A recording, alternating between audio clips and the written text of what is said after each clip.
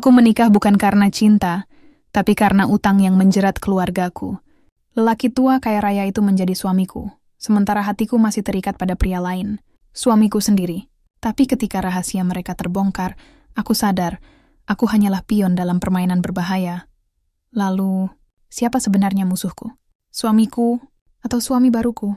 Aku sering bertanya pada diriku sendiri, kapan tepatnya hidupku mulai retak? Apakah saat aku memutuskan untuk menikah dengan Rudy beberapa tahun lalu? Ataukah ketika utang keluargaku mulai menumpuk hingga tak terbendung lagi? Entahlah, yang jelas, hari-hariku belakangan ini lebih sering dipenuhi oleh rasa lelah, marah, dan hampa. Rudy, suamiku, bukanlah pria yang jahat. Setidaknya tidak di awal pernikahan kami. Ia dulu adalah sosok yang membuatku percaya bahwa cinta bisa mengalahkan segalanya. Ia tersenyum hangat ketika melamarku, berjanji akan menjadi penopang dalam suka maupun duka. Namun janji itu hanyalah kata-kata manis yang terbang bersama waktu. Kini, ia lebih sering pulang larut malam, pulang tanpa kabar, atau bahkan tidak pulang sama sekali. Aku duduk di ruang tamu kecil rumah kami yang mulai tampak kusam. Dindingnya yang dulu dicat putih kini memudar menjadi abu-abu pucat. Di atas meja amplop tagihan bertebaran. Ada listrik, ada air, ada cicilan pinjaman.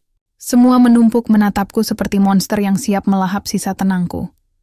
Mei, kamu bisa berhenti melamun sebentar. Aku lapar. Suara Rudy terdengar dari kamar. Nada suaranya datar, seakan aku hanyalah pembantu di rumah ini. Aku menghela napas panjang, berusaha menahan diri agar tidak meledak. Sebentar, jawabku pelan, lalu beranjak ke dapur. Di lemari hanya ada sisa beras dan sedikit sayur layu. Aku memasak seadanya, mengingat setiap rupiah harus diatur dengan hati-hati. Saat meletakkan piring di meja, Rudy keluar dengan wajah kusut. Ia duduk, menyendok makanan, lalu berkomentar tanpa menatapku. Cuma ini, kenapa nggak ada lauk? Aku menatapnya, mataku panas. Kamu pikir uang dari mana, Ruth? Aku sudah berusaha menutup semua kekurangan. Utang keluarga kita semakin menumpuk. Aku sudah capek, tahu? Ia menaruh sendok dengan suara keras, membuatku sedikit terlonjak. Jangan salahkan aku terus, Mei. Aku juga pusing mikirin semua ini. Kalau kamu terus-terusan mengeluh, masalah kita nggak akan selesai. Kata-katanya menusuk, tapi juga terasa kosong. Aku tahu ia berusaha membela diri, tapi kenyataannya, ia tidak pernah benar-benar peduli. Ia lebih sering menghilang. Katanya mencari uang, padahal aku tahu banyak waktunya dihabiskan bersama teman-temannya. Aku memalingkan wajah, menahan air mata yang nyaris jatuh. Aku benci menangis di depannya, karena ia tidak pernah benar-benar peduli. Malam itu, aku duduk sendirian di ruang tamu setelah Rudy pergi entah kemana. Lampu remang, suara jam dinding berdetak begitu keras di telingaku. Aku memandangi amplop tagihan yang berserakan, mencoba menghitung lagi sisa uang yang ada di dompet. Jumlahnya bahkan tidak cukup untuk bertahan beberapa hari ke depan. Dalam keheningan, aku merasakan rasa sesak yang sulit dijelaskan. Hidupku seperti berada di jalan buntu. Aku ingin marah pada Rudy, pada diriku sendiri, bahkan pada nasib yang seperti mempermainkanku. Namun yang lebih menyakitkan adalah kenyataan bahwa aku masih mencintainya, meskipun cintaku perlahan berubah menjadi luka. Pagi berikutnya, ibuku datang dengan wajah cemas. Ia membawa kabar buruk. Utang keluarga yang ditanggung ayahku sudah jatuh tempo. Penagih datang setiap hari, mengancam akan menyita rumah kami di kampung jika tidak segera dilunasi. Aku merasa tubuhku lemas. Berapa yang harus dibayar, Bu? Tanyaku dengan suara bergetar. Jumlah yang disebutkan membuat kepalaku berputar. Uang sebanyak itu mustahil kukumpulkan. Bahkan jika aku menjual semua yang kumiliki. Ibuku menatapku dengan mata berkaca-kaca.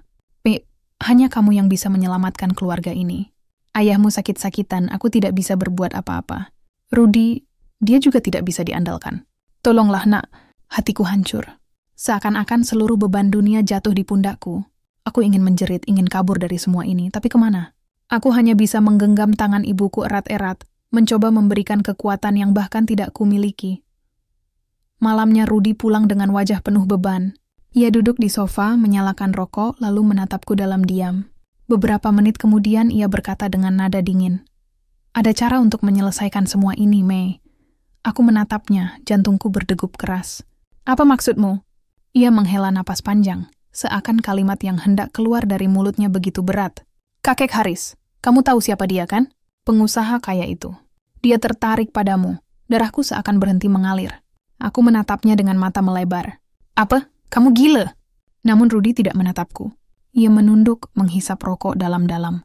Dia bersedia melunasi semua utang kita. Kalau kamu mau menikah dengannya, aku berdiri, tubuhku gemetar. Kamu sadar nggak apa yang baru saja kamu katakan, Ruth? Kamu menyuruh aku menikah dengan orang lain? Dengan lelaki tua itu? Ia menatapku sebentar, lalu memalingkan wajah. Aku nggak punya pilihan lain. Kita sudah terjebak terlalu dalam. Kalau kamu nggak mau, mungkin kita harus siap kehilangan segalanya. Aku ingin menamparnya, ingin berteriak sekencang-kencangnya, tapi yang keluar hanyalah suara serak penuh air mata. Rudy, apa aku ini hanya beban untukmu? Ia tidak menjawab. Diamnya lebih menyakitkan daripada kata-kata kasar. Malam itu aku menangis hingga mata sembab. Bayangan kakek Haris muncul dalam kepalaku. Lelaki tua berwajah keras, terkenal angkuh, penuh rahasia. Membayangkan diriku menjadi istrinya membuatku ingin mati saja, tapi wajah ibuku juga terbayang, penuh harap dan ketakutan. Aku terjebak di antara cinta yang retak, keluarga yang hampir hancur, dan masa depan yang kelam. Aku tahu satu hal. Mulai saat itu, hidupku tidak akan pernah sama lagi. Sejak malam itu, kata-kata Rudy terus terngiang-ngiang di kepalaku. Ia menyuruhku menikah dengan kakek Haris, lelaki yang usianya jauh di atasku, bahkan lebih pantas menjadi kakekku sendiri.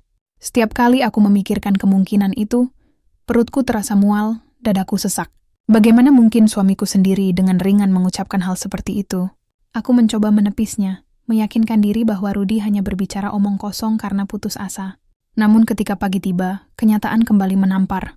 Ibuku datang lagi dengan wajah muram, membawa kabar bahwa penagih semakin brutal.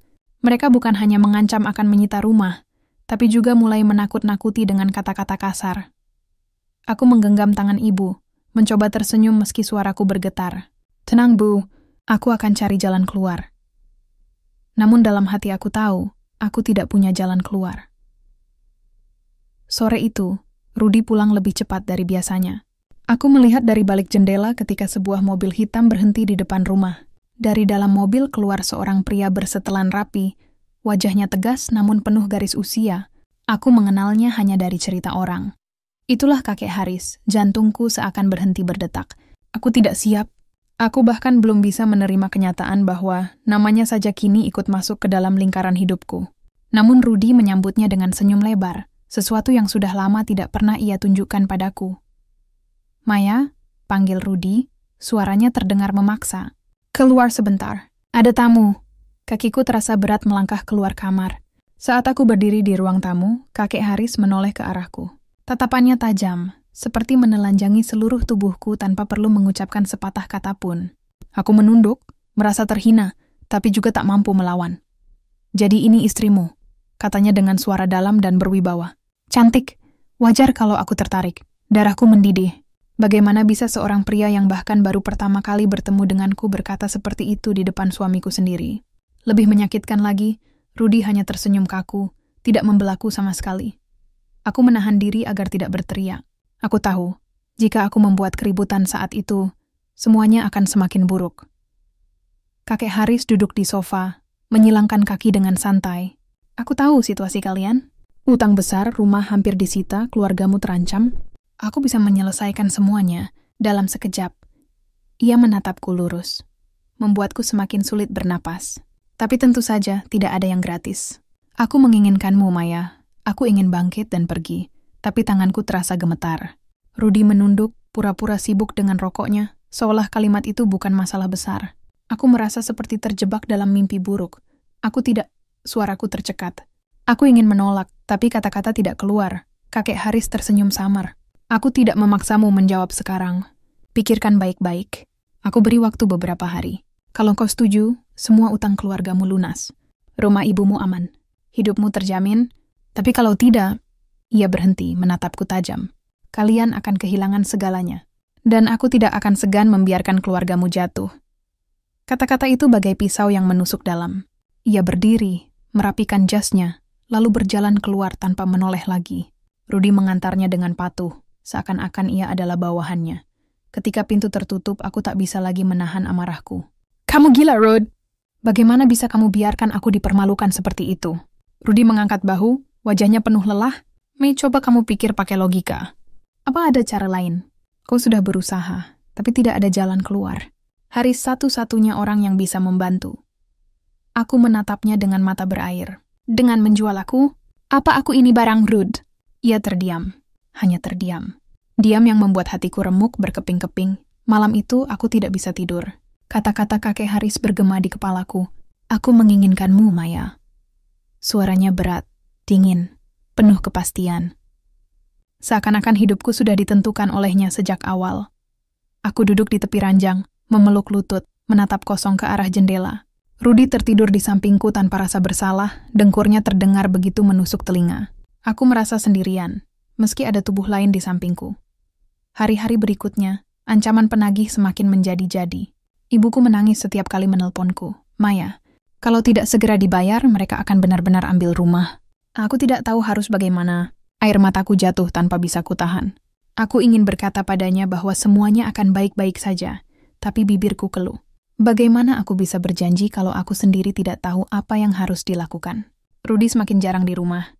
Setiap kali aku bertanya kemana ia pergi, ia hanya menjawab singkat, urusan.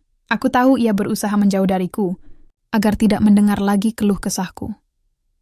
Sampai akhirnya, aku benar-benar dihadapkan pada pilihan. Malam itu, seorang penagih datang dengan wajah bengis, menendang pintu rumah, berteriak-teriak di depan tetangga. Aku ketakutan setengah mati. Setelah mereka pergi, aku hanya terduduk di lantai, tubuhku gemetar. Saat itulah, ponselku berbunyi. Sebuah pesan singkat masuk. Dari nomor yang tidak kukenal, isi pesan itu hanya satu kalimat. Sudahkah kau memutuskan, Maya? Aku tahu siapa yang mengirimkannya. Hari itu tiba lebih cepat dari yang kuharapkan. Hari yang seharusnya penuh bahagia bagi seorang pengantin, justru menjadi hari yang paling menyesakan dalam hidupku. Aku berdiri di depan cermin, mengenakan kebaya putih sederhana yang bahkan tidak sanggup membuatku tersenyum. Wajahku pucat, mataku bengkak akibat malam-malam tanpa tidur, dan bibirku terasa kering seakan kehilangan warna. Di luar kamar, suara orang-orang mulai terdengar. Mereka sibuk menyiapkan acara pernikahan. Tidak ada pesta megah, tidak ada tamu undangan yang berjejer panjang. Hanya sebuah upacara singkat di rumah besar kakek Haris, disaksikan oleh beberapa saksi dan keluarga inti. Namun bagi telingaku, setiap bisikan dan tatapan orang terasa lebih menusuk daripada teriakan. Aku tidak percaya, masih muda sudah menikah dengan kakek-kakek. Kudengar salah satu pelayan berbisik. Kasihan sekali. Tapi ya, apa boleh buat? Demi uang, sahut yang lain.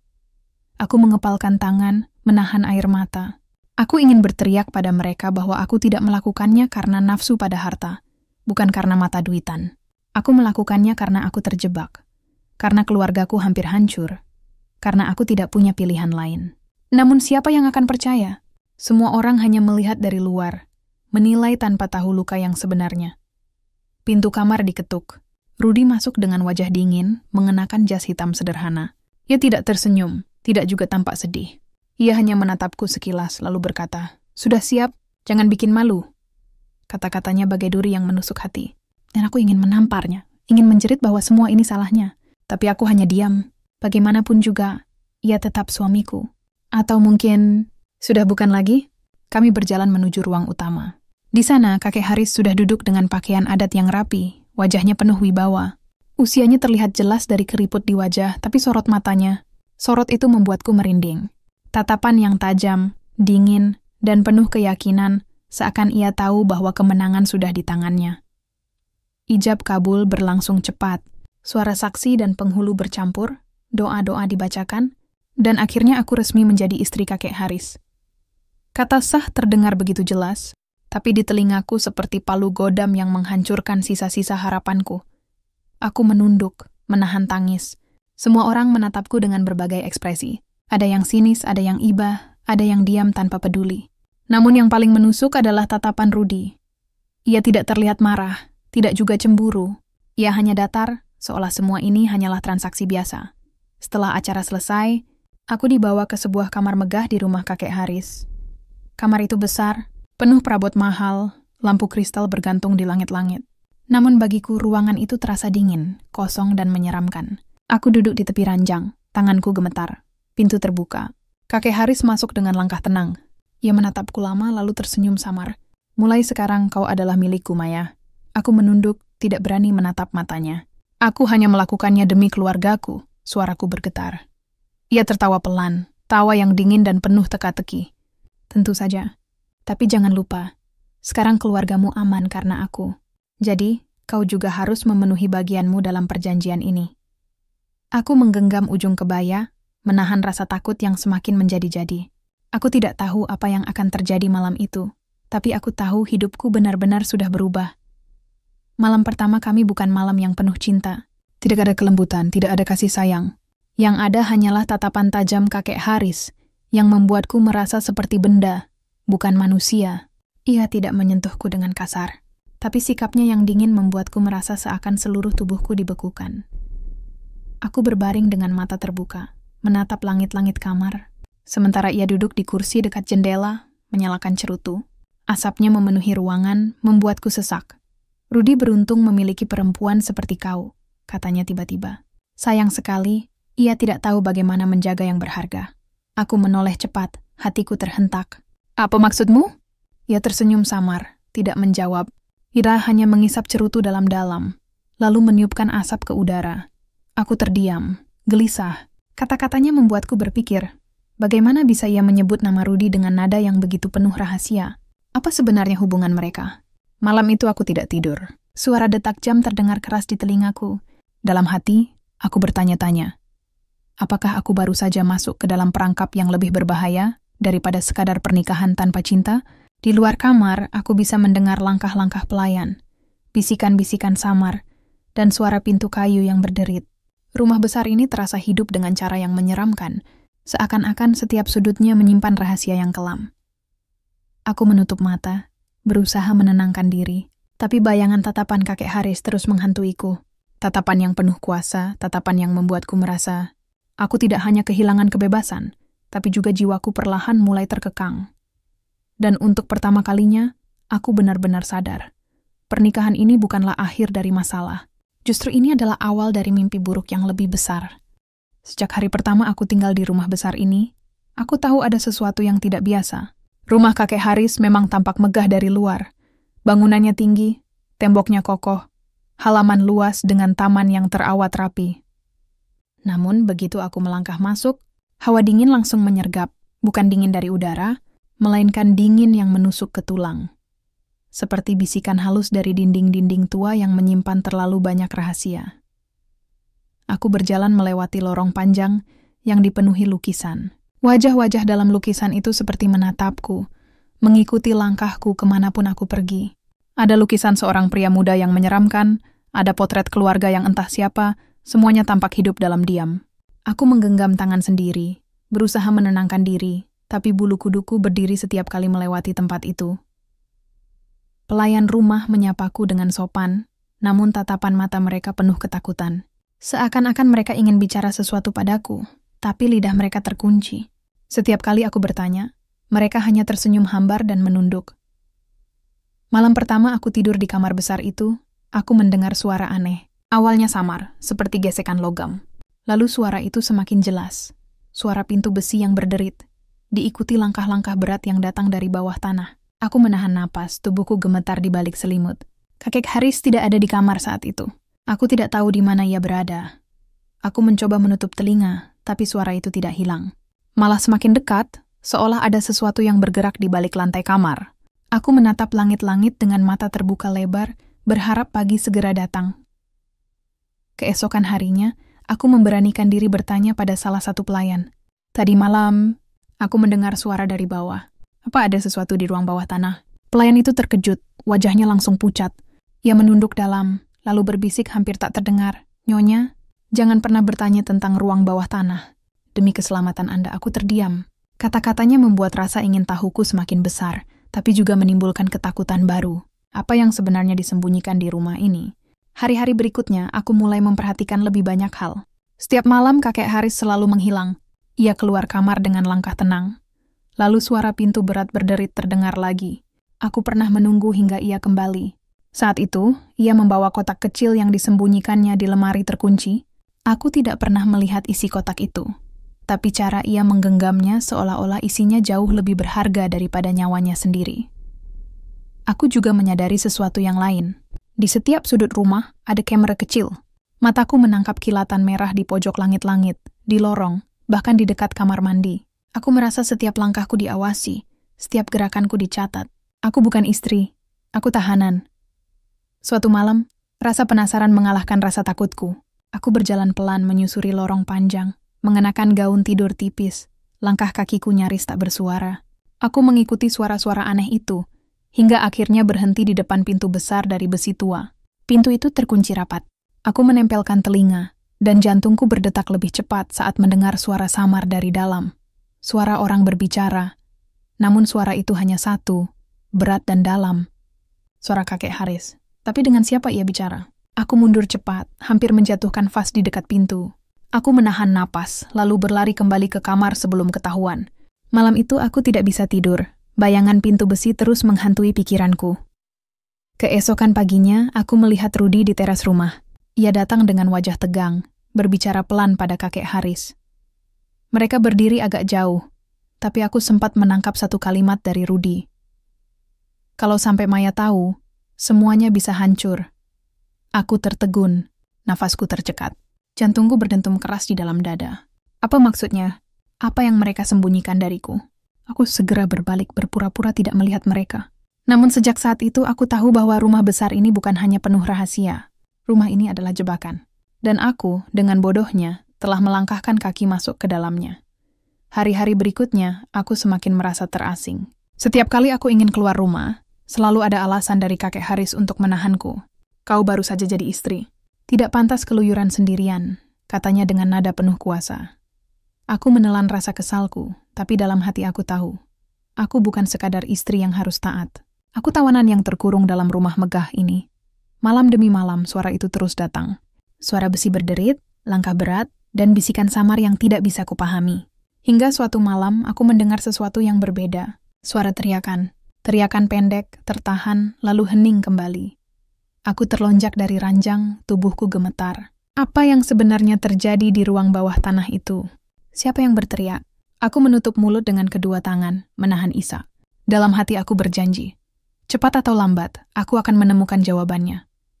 Namun satu hal yang pasti, semakin lama aku tinggal di rumah ini, semakin aku sadar bahwa aku mungkin tidak akan pernah bisa keluar dengan selamat. Pagi itu, aku duduk di ruang makan yang luas, dengan meja panjang berlapis taplak putih. Pelayan meletakkan sarapan di depanku, roti panggang, keju, buah segar, semuanya tampak sempurna. Tapi mulutku terasa pahit, seolah makanan itu hanya sekadar pajangan tanpa rasa. Aku menatap kosong ke arah jendela besar yang menampilkan pemandangan taman. Hidupku berubah begitu cepat. Sepekan lalu aku masih tinggal di rumah kecil bersama Rudi.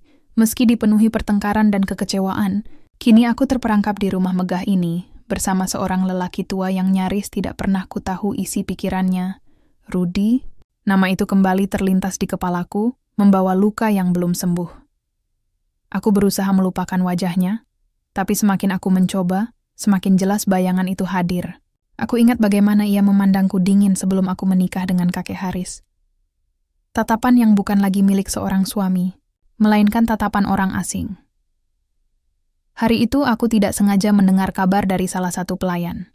Mereka berbicara lirih di dapur, tidak menyadari aku sedang berdiri di ambang pintu. Pak Rudi sering sekali datang ke sini, ya? Bisik salah seorang. Iya, tapi aneh. Dulu, sebelum Nyonya masuk rumah ini, dia sudah sering kemari. Entah urusan apa, aku tercekat. Rudi sudah sering datang ke rumah ini. Sejak kapan? Kenapa aku tidak pernah tahu? Aku mundur pelan. Takut mereka sadar aku menguping. Tapi kata-kata itu terus bergema di kepalaku. Rudi dan rumah ini sudah terhubung jauh sebelum aku terjebak di dalamnya. Siang harinya, aku memberanikan diri berjalan ke perpustakaan rumah. Ruangan itu sangat besar, dengan rak tinggi menjulang hingga langit-langit. Bau buku tua menyeruak, menenangkan sekaligus menimbulkan rasa ngeri. Aku yakin di antara ribuan buku ini, ada rahasia yang disembunyikan. Aku menelusuri rak demi rak, hingga pandanganku berhenti pada satu buku yang tampak berbeda. Sampulnya lusuh, warnanya pudar, seperti sudah sering disentuh. Aku menariknya perlahan, dan suara berderit kecil terdengar. Anehnya, di balik buku itu, ada celah tipis. Aku mendorong celah itu, dan sebuah laci tersembunyi terbuka. Jantungku berdetak kencang. Aku menemukan map berwarna coklat tua, berisi tumpukan kertas. Tanganku bergetar saat membukanya. Dokumen-dokumen itu berisi catatan bisnis. Ada nama perusahaan, transaksi besar, angka-angka yang membuat kepalaku pusing. Tapi di salah satu lembar, mataku membeku. Nama itu, Rudy. Tertera jelas, bersama tanda tangan yang kukenal betul. Tanda tangan suamiku, aku menutup mulutku dengan tangan. Tubuhku limbung, hampir terjatuh. Rudy bukan orang asing bagi kakek Haris. Mereka berdua sudah lama bekerja sama. Namun yang membuatku semakin ngeri adalah catatan kecil di pojok kertas. Tulisannya rapat dan tajam. Jika Maya tahu, habisi. Kertas itu terlepas dari tanganku. Napasku terengah, mataku berkaca-kaca. Aku ingin meyakinkan diri bahwa aku salah baca. Tapi huruf-huruf itu jelas, menancap seperti pisau di dadaku. Habisi. Itu berarti nyawaku terancam. Malamnya, aku tidak bisa tidur.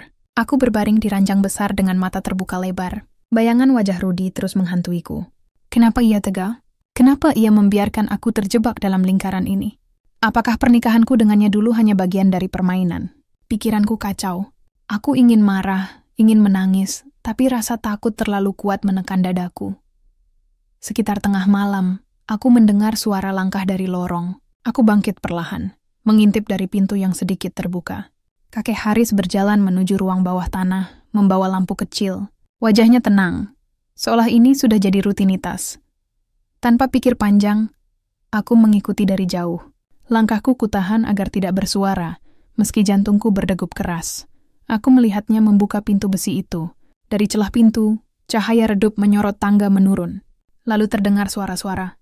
Suara orang berbicara, tapi kali ini jelas ada dua. Suara berat milik kakek Haris, dan suara lain yang tidak asing. Suara Rudy. Aku hampir berteriak, tapi kututup mulutku rapat-rapat. Lututku lemas, tubuhku gemetar. Beda kabarduin. Di ruang bawah tanah itu, aku tidak tahu apa yang mereka bicarakan, karena pintu menutup kembali. Namun aku yakin, malam itu rahasia besar sedang dijaga rapat di balik tanah gelap rumah ini. Keesokan harinya, aku berusaha bertindak normal. Tapi pikiranku tidak tenang. Aku terus bertanya-tanya. Apa hubungan Rudy dengan semua ini? Mengapa ia bisa begitu dekat dengan kakek Haris? Sore itu, aku memberanikan diri menemui Rudy yang datang lagi. Ia tampak kaget melihatku berdiri di beranda. Aku menatapnya tajam, menahan gejolak di dadaku. Sejak kapan kau bekerja sama dengan kakek Haris? Tanyaku, suaraku bergetar tapi penuh amarah. Rudy terdiam. Matanya berkilat, lalu ia tersenyum miring. Jangan ikut campur, Maya. Kau tidak tahu apa-apa.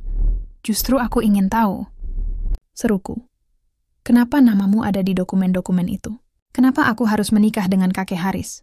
Apa yang sebenarnya kalian sembunyikan dariku? Rudy menunduk lalu mendekat. Bisikannya dingin, menusuk telinga. Kalau kau sayang nyawamu, berhenti mencari tahu. Aku terpaku. Tubuhku kaku. Suara itu seperti ancaman yang nyata.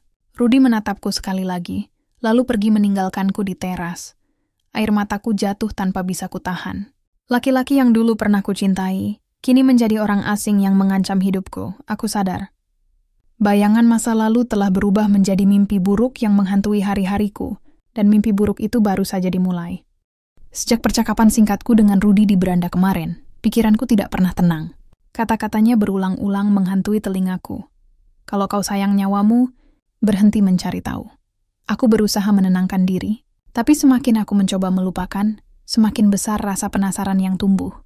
Kenapa aku harus diam, sementara semua tanda menunjukkan ada sesuatu yang kelam di rumah ini? Apa yang sebenarnya mereka sembunyikan dariku?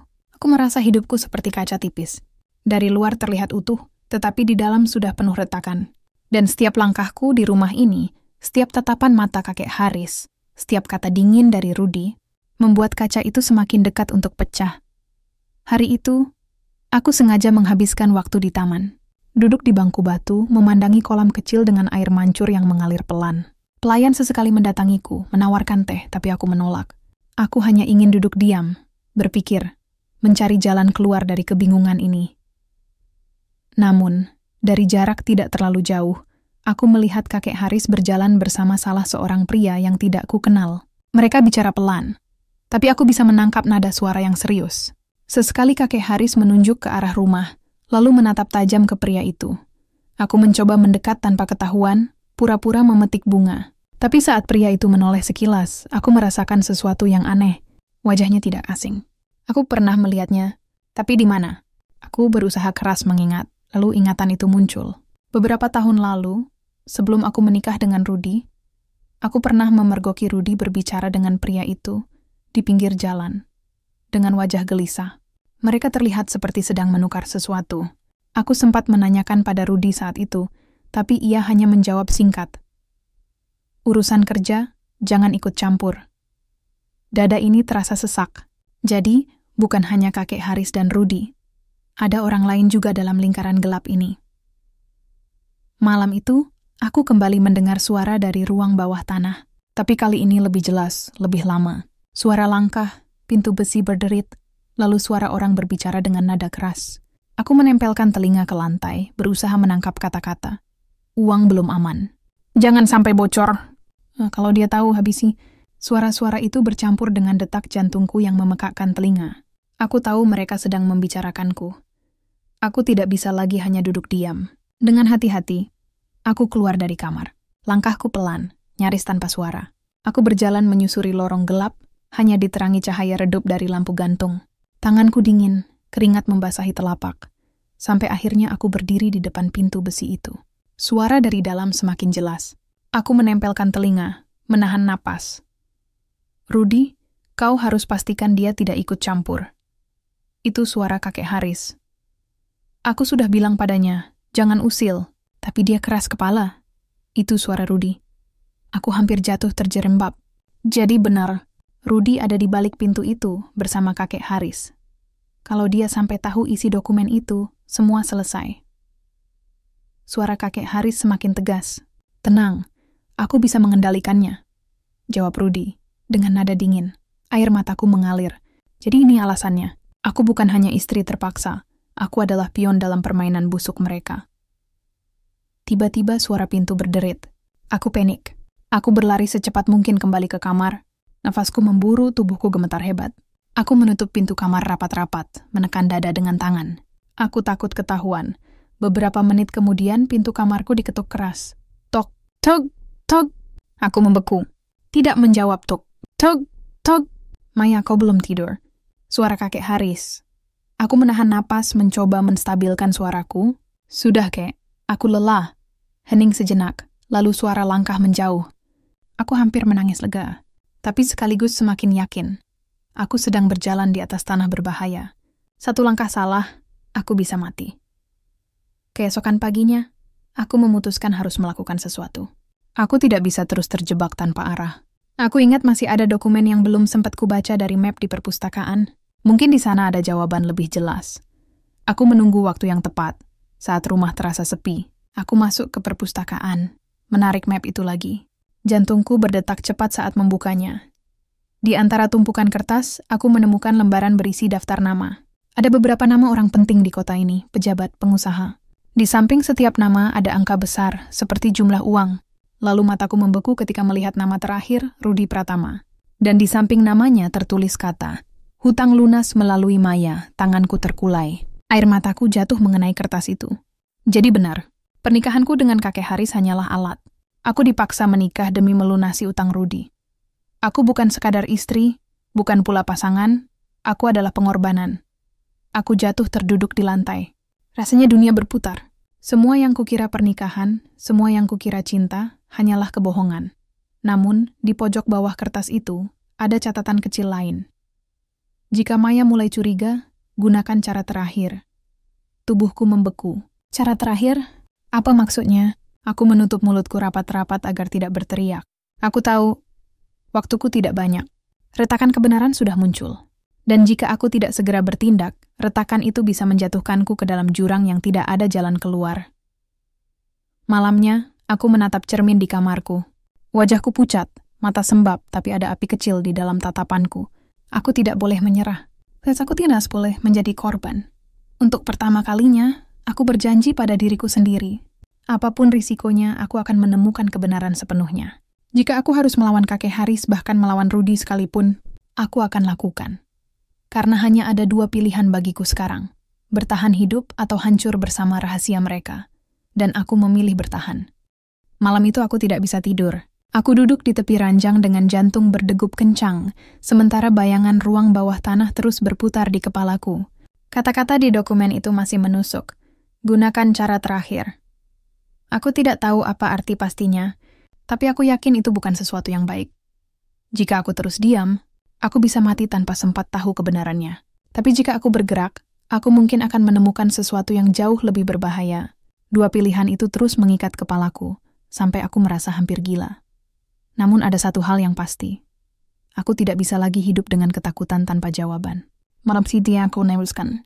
Aku akan mendekati pintu itu. Rumah sudah sepi. Jam di dinding ruang tengah berdentang lirih, menandakan tengah malam. Aku melangkah pelan keluar dari kamar, membawa senter kecil yang kutemukan di laci meja. Tanganku bergetar. Keringat dingin mengalir di punggung, tapi aku terus maju. Lorong panjang yang kulalui terasa lebih gelap dari biasanya. Lukisan-lukisan tua di dinding seakan memandangiku dengan tatapan tajam, seperti mengutuk langkahku. Aku menahan napas, menolak membiarkan imajinasi menakut-nakuti diriku sendiri. Akhirnya aku tiba di depan pintu besi itu. Tinggi, dingin, dan tampak berkarat di beberapa bagian. Bau logam menusuk hidungku. Aku meraba gagangnya. Dingin sekali, seperti es. Jantungku hampir meledak. Aku mencoba memutarnya. Terkunci, kepalaku menunduk lemas. Aku hampir menyerah. Tapi kemudian mataku menangkap sesuatu di bawah pot besar di dekat pintu. Sebuah kunci besi, berkarat, seakan sengaja diletakkan di sana. Tangan gemetar, aku meraihnya. Aku memasukkan kunci itu ke lubang. Dengan sedikit usaha, terdengar klik pelan. Pintu terbuka. Tangga menurun tampak di hadapanku, diselimuti kegelapan pekat. Bau lembab dan tanah basah menyeruak. Aku menyalakan senter menyorot ke bawah. Setiap anak tangga tampak tua, berdebu, tapi masih kokoh. Langkah pertamaku terasa berat, seperti 1000 beban menghantam bahu. Aku menuruni tangga pelan-pelan, satu demi satu, sambil berdoa dalam hati. Suara jantungku terdengar lebih keras daripada langkah kakiku sendiri. Sampai akhirnya aku tiba di dasar.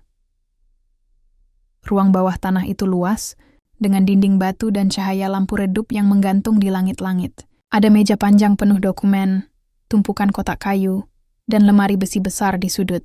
Suasana terasa mencekam, seolah-olah ruangan itu bukan sekadar penyimpanan, melainkan pusat kendali sebuah rahasia. Aku melangkah hati-hati, menyusuri meja. Tanganku menyentuh kertas-kertas berserakan. Nama-nama, angka, catatan transaksi, semuanya sama seperti yang kulihat di perpustakaan, tapi jauh lebih rinci. Ada bukti transfer, ada tanda tangan. Dan sekali lagi, nama Rudy muncul berulang-ulang. Aku menggigit bibir, menahan tangis. Namun mataku berhenti pada sesuatu yang membuat tubuhku kaku. Di ujung meja ada foto-foto aku mengambil salah satunya. Foto itu menampilkan diriku, sedang berjalan di pasar, sedang duduk di rumah lama bersama Rudy. Bahkan saat aku tertidur di kamar kecil kami dulu. Semua diambil dari kejauhan, tanpa sepengetahuanku. Tanganku bergetar hebat. Aku menjatuhkan foto itu, menutup mulut agar tidak berteriak. Jadi, sejak lama aku sudah diawasi. Aku melangkah mundur, tapi kakinya menyenggol sesuatu. Sebuah kotak kecil terjatuh, terbuka. Dari dalamnya bergulir sebuah rekaman suara, alat perekam tua. Dengan tangan gemetar, aku menyalakannya.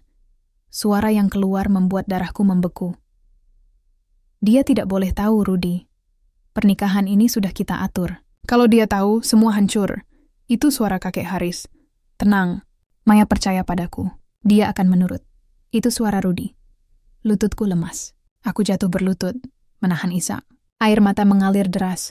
Jadi benar, sejak awal aku hanyalah alat. Tiba-tiba suara langkah terdengar dari atas tangga. Lampu di atas bergetar, bayangan panjang turun menyusuri dinding. Aku panik. Aku mematikan senter, mematikan perekam, lalu mencari tempat bersembunyi.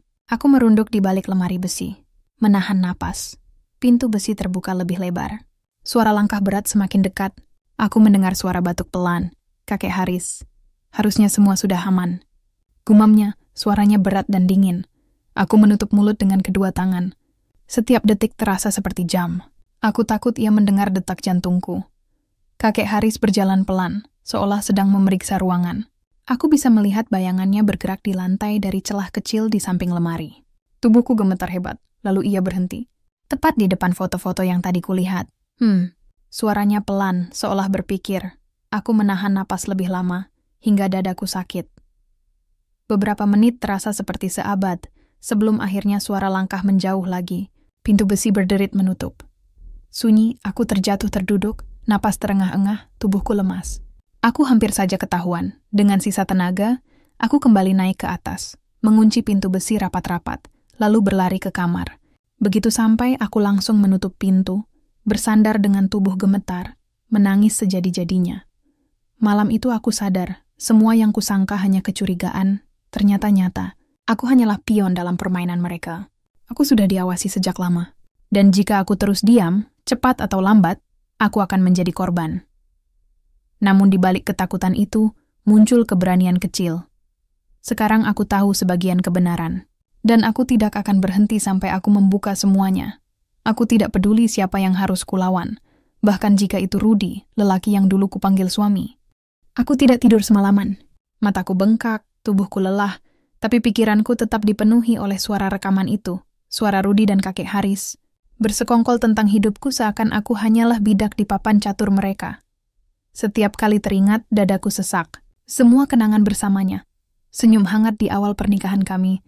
Janji-janji sederhana untuk hidup bahagia meski miskin. Semua itu kini berubah menjadi pisau yang menusukku dari dalam. Aku merasa dikhianati oleh orang yang seharusnya menjadi pelindungku. Dan yang paling menyakitkan, aku masih mencintainya. Hari itu, matahari siang terasa panas membakar meski aku berada di dalam rumah megah ini. Aku berjalan gelisah di ruang tamu, menunggu. Sejak pagi, kakek Haris tidak tampak. Katanya ia ada urusan bisnis di luar kota, tapi aku tidak percaya begitu saja. Justru itu memberiku kesempatan. Aku tahu Rudy akan datang hari ini. Sejak aku pindah ke rumah ini, ia sesekali muncul, pura-pura menjenguk, seakan-akan ia masih peduli. Tapi setelah apa yang kudengar di ruang bawah tanah, aku tidak bisa lagi menahannya. Aku butuh jawaban. Pintu depan berderit terbuka. Benar saja, sosok yang sangat kukenal itu muncul. Rudy, dengan kemeja kusut dan wajah yang masih menyisakan pesona yang dulu membuatku jatuh hati. Tatapannya singkat padaku, penuh keterpaksaan. "Maya," katanya pelan. Aku hanya berdiri, memandanginya dengan campuran marah, sakit hati, dan kerinduan. "Kita perlu bicara," suaraku dingin. Rudy tampak ragu. Ia menutup pintu, lalu duduk di sofa seolah-olah ruangan itu masih miliknya. "Tentang apa?" tanyanya, berusaha terdengar tenang. Aku mengepalkan tangan, lalu melemparkan benda kecil ke arahnya. Rekaman suara yang kuambil dari ruang bawah tanah. Alat itu jatuh di meja tepat di depannya. "Putar," kataku tegas. Wajahnya seketika berubah. Raut terkejut, kemudian panik, lalu mencoba menutupinya dengan senyum kaku. "Apa ini?" "Putar!" Suaraku meninggi, hampir pecah, dengan enggan Rudy menyalakannya. Dan lagi-lagi, suara kakek Haris terdengar. "Dia tidak boleh tahu, Rudy. Pernikahan ini sudah kita atur. Kalau dia tahu, semua hancur." Lalu suaranya sendiri. "Tenang, Maya percaya padaku. Dia akan menurut." Aku menahan air mata yang siap jatuh. "Jelaskan," bisiku Rudy terdiam lama. Ia menunduk, jemarinya menggenggam lutut, tubuhnya tegang. Aku menunggu, dada berdegup keras. Akhirnya ia mendongak, tatapannya berat. "Maya, aku tidak punya pilihan." Aku tertawa getir. "Tidak punya pilihan? Jadi mempermainkan hidupku, menjualku ke kakek tua itu, kau sebut tidak punya pilihan?" "Bukan begitu." Rudy bangkit, menghampiriku. "Kau tidak mengerti. Utang keluargamu terlalu besar. Kalau aku tidak ikut rencana Haris, kita berdua sudah habis. Dia orang berbahaya, Maya. Dia bisa menghancurkan hidup kita seketika. Jadi kau memilih menghancurkan aku dengan tanganmu sendiri?" Teriakku. Air mataku pecah juga. "Kau tahu apa rasanya melihat foto-fotoku di ruang bawah tanah itu? Kau tahu apa rasanya mendengar suamiku sendiri merencanakan masa depanku dengan lelaki lain?" Rudy memejamkan mata, menahan emosi. "Aku melakukan ini untuk kita." "Untuk kita?" Aku menatapnya tajam, penuh luka. "Atau untukmu sendiri?" Ia terdiam. Dan disitulah aku tahu jawabannya. Suasana hening beberapa detik, hanya suara nafasku yang terisak. Lalu tiba-tiba, dari arah pintu belakang terdengar suara berderit. Aku menoleh cepat, kakek Haris berdiri di sana, aku membeku. Ia melangkah masuk, tongkatnya menghentak lantai kayu, wajahnya suram namun bibirnya melengkung tipis. "Akhirnya kebenaran muncul juga," katanya dengan nada penuh kemenangan. "Pak, ini tidak seperti yang..." Rudy mencoba bicara, tapi Haris mengangkat tangan, menghentikannya. "Diam," katanya tajam. "Kau terlalu banyak bicara, Rudy." Aku menatap keduanya, kebingungan bercampur ngeri. Apa maksud semua ini? Tanyaku, suaraku bergetar. Kakek Haris menatapku, matanya tajam seperti pisau. "Kau pikir aku menikahimu karena cinta, Maya?" "Tidak. Aku menikahimu karena kau adalah kunci untuk menjatuhkan pengkhianat di hadapanku." Aku ternganga. "Pengkhianat? Ia mengarahkan tongkatnya pada Rudy. Lelaki itu, Rudy, suamimu yang kau bela mati-matian. Aku menoleh ke Rudy, yang wajahnya pucat pasi. Apa maksudnya ini, Rudy? Rudy menggigit bibir. Maya, dengar aku. Namun kakek Haris memotong dengan tawa dingin. Rudy mencuri dariku uang, aset, dan kepercayaan. Dia bersekongkol dengan musuh bisnis lamaku. Dan kau, Maya, hanyalah alat untuk memastikan dia tidak bisa kabur. Darahku serasa berhenti mengalir. Aku menoleh ke Rudy, mencari kebenaran di matanya. Tapi yang kutemukan hanyalah rasa bersalah yang mendalam. Jadi semua benar? Bisiku. Aku hanya pion dalam permainan kalian. Tidak lebih. Rudy melangkah maju, memegang lenganku dengan tangan gemetar. Maya, aku bersumpah. Aku melakukan semua ini karena aku ingin melindungimu. Aku menepis tangannya dengan kasar. Melindungiku? Dengan mengkhianatiku? Dan dengan menjualku ke lelaki yang bahkan bisa jadi pembunuh. Suasana semakin panas. Nafas kami berat, tegang. Tiba-tiba kakek Haris tertawa lagi. Lucu sekali. Kalian berdua saling mencintai tapi saling menghancurkan. Namun ingat, Maya, sekarang kau milikku. Dan Rudy, waktumu hampir habis. Seketika aku merinding. Kata-katanya terdengar seperti ancaman maut. Aku mundur beberapa langkah, otakku berputar cepat. Aku tidak bisa terus diam di tengah permainan gila ini. Aku harus memilih. Apakah aku akan berdiri di sisi Rudy, meski ia mengkhianatiku, ataukah aku akan bersama kakek Haris, meski itu berarti menyerahkan diriku pada orang yang lebih berbahaya? Di tengah dilema itu, sesuatu yang lebih buruk terjadi. Pintu kaca samping tiba-tiba pecah, dan beberapa orang bersenjata masuk. Wajah mereka tertutup masker hitam, membawa pisau dan senjata api kecil. Mereka mengelilingi ruangan dengan gerakan cepat. Aku menjerit, mundur ke sudut ruangan. Rudy langsung berdiri melindungiku. Sementara kakek Haris menatap dingin seolah sudah menduga hal ini akan datang. Sepertinya waktunya sudah tiba, kata Haris dengan tenang. Salah satu pria bertopeng maju, menodongkan pistol. Semua diam. Ini malam terakhir kalian. Aku gemetar, mataku membesar. Malam terakhir? Apa maksudnya? Dan di sanalah aku sadar, intrik ini jauh lebih dalam dari yang kukira. Suara pecahan kaca masih menggema di kepalaku. Serpihan kristal berserakan di lantai. Berkilau memantulkan cahaya lampu gantung yang bergetar karena hentakan kaki orang-orang bertopeng itu. Nafasku tercekat. Aku gemetar di sudut ruangan. Tubuhku serasa membeku, sementara jantungku berdegup tak karuan. Semua diam. Jangan ada yang bergerak. Suara berat salah satu pria itu menggema, penuh ancaman. Senjata api kecil di tangannya berkilat, siap memuntahkan peluru kapan saja. Rudy berdiri di depanku, tubuhnya kaku, melindungi aku dengan kedua tangannya yang terbuka lebar. Aku bisa merasakan ketegangan dalam setiap gerakannya. Keringat menetes dari pelipisnya, meski udara malam di dalam rumah itu begitu dingin. Kakek Haris, berbeda dari kami, tampak tenang.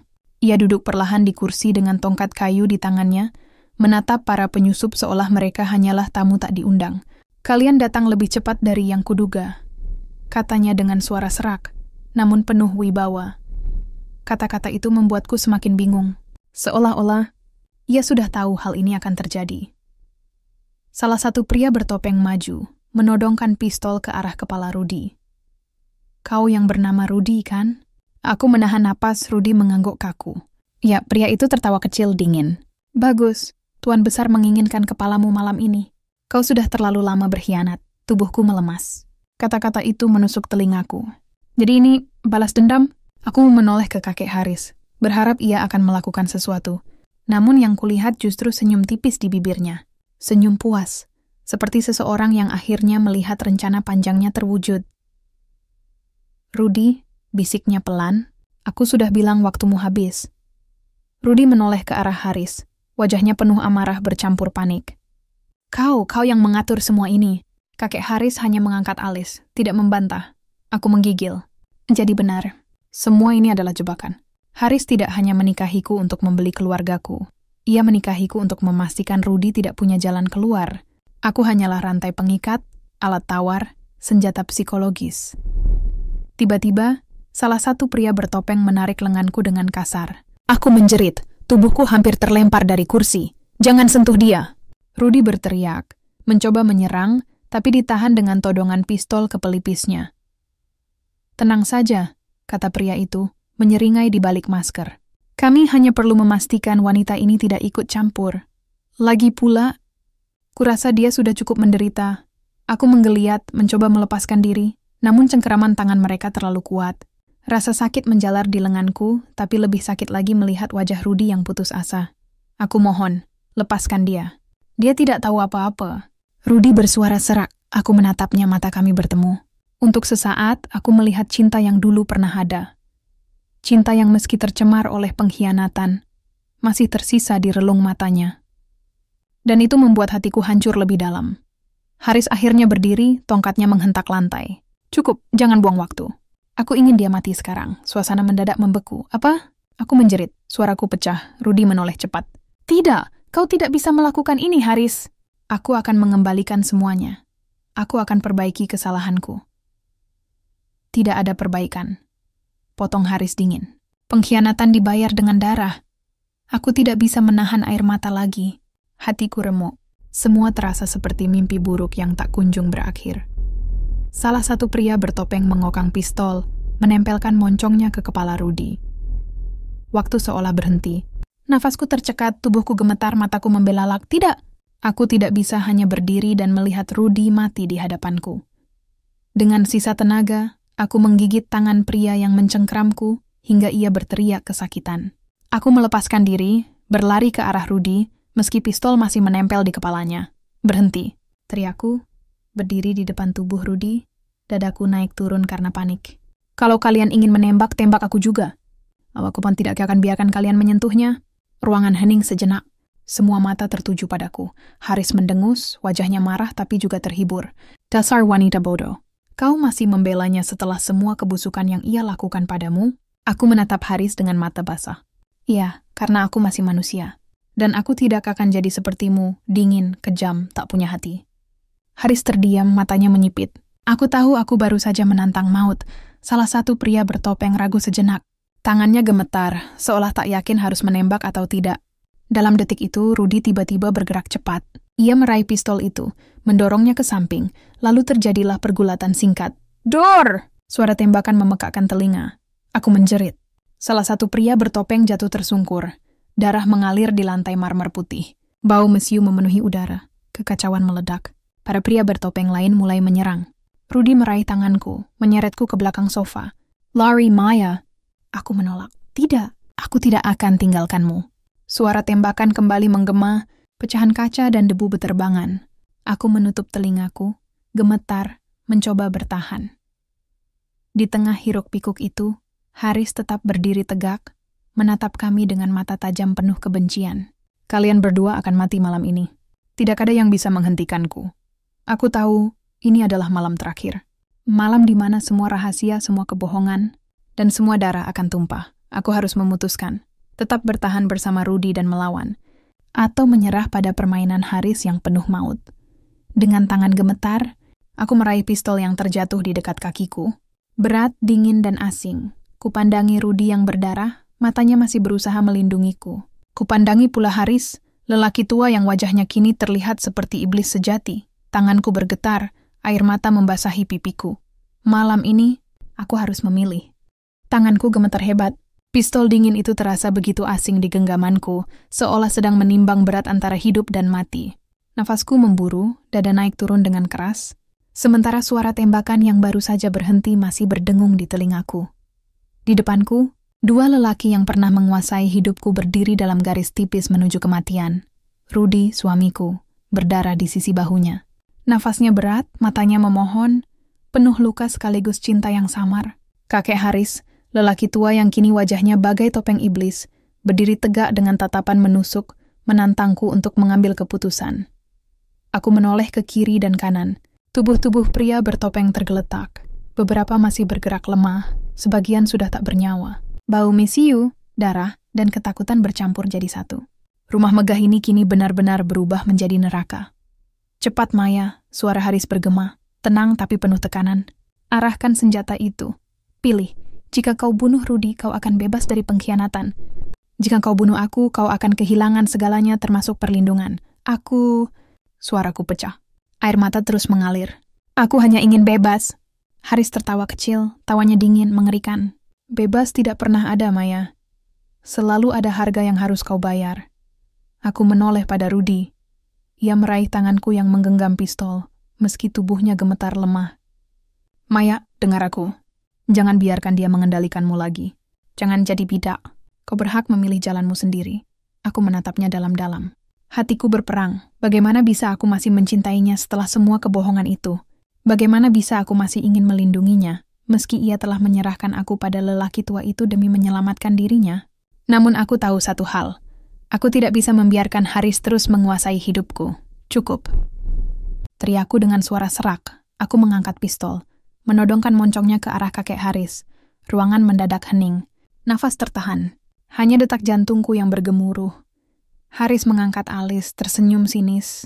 Kau yakin? Kau bunuh aku, kau akan kehilangan segalanya. Harta, perlindungan, bahkan nyawamu. Aku menelan ludah, tangan gemetar. Aku sudah kehilangan segalanya sejak menikah denganmu. Aku menarik pelatuk dor. Suara tembakan menggelegar. Haris terhuyung. Tongkatnya terlepas. Lalu tubuhnya jatuh perlahan ke lantai marmer yang dingin. Darah mengalir, mewarnai putihnya lantai dengan merah yang tajam. Aku terdiam. Tubuhku bergetar hebat. Rudy memelukku, meski tubuhnya sendiri lemah dan berdarah. Kau sudah memilih, Maya. Kau sudah bebas. Namun hatiku tidak merasa bebas. Aku hanya merasa kosong.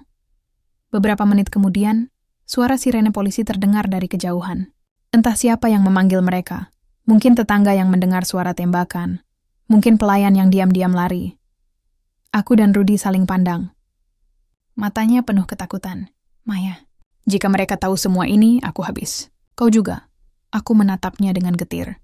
Kau pikir aku bisa terus hidup dalam kebohongan ini, Rudy? Ia terdiam, menunduk, tidak mampu menjawab. Aku meraih sebuah amplop besar yang tergeletak di meja. Dokumen-dokumen rahasia tentang penipuan mereka. Tanganku gemetar, tapi aku tahu ini adalah tiket kebebasanku. Rudy mencoba menghentikanku. Maya, jangan. Kalau kau serahkan itu, aku masuk penjara. Kau benar-benar akan kehilangan aku. Aku menatapnya dengan air mata yang jatuh tanpa henti. Aku sudah kehilanganmu sejak lama, Rudy. Pintu rumah didobrak. Polisi masuk, menodongkan senjata ke segala arah. Mereka menemukan mayat Haris, pria-pria bertopeng, dan aku yang berdiri dengan pistol di tangan serta amplop di genggaman. Aku menutup mata sejenak. Dalam hatiku, aku tahu malam ini adalah malam terakhir. Malam terakhir aku hidup sebagai bidak dalam permainan dua pria. Besok, aku mungkin hidup sebagai wanita bebas. Atau sebagai tahanan. Tapi setidaknya, untuk pertama kalinya dalam hidupku, aku memilih jalanku sendiri. Aku melangkah keluar dari rumah itu, dengan kaki gemetar, melewati barisan polisi dan lampu berkedip. Angin malam menyentuh wajahku, membawa aroma kebebasan bercampur darah. Di tanganku, amplop itu terasa berat. Bukan hanya kertas, tapi juga masa depan yang belum pasti. Aku tidak tahu kemana langkahku akan membawaku. Tapi satu hal pasti, aku tidak lagi menjadi milik siapapun. Malam ini aku adalah milikku sendiri.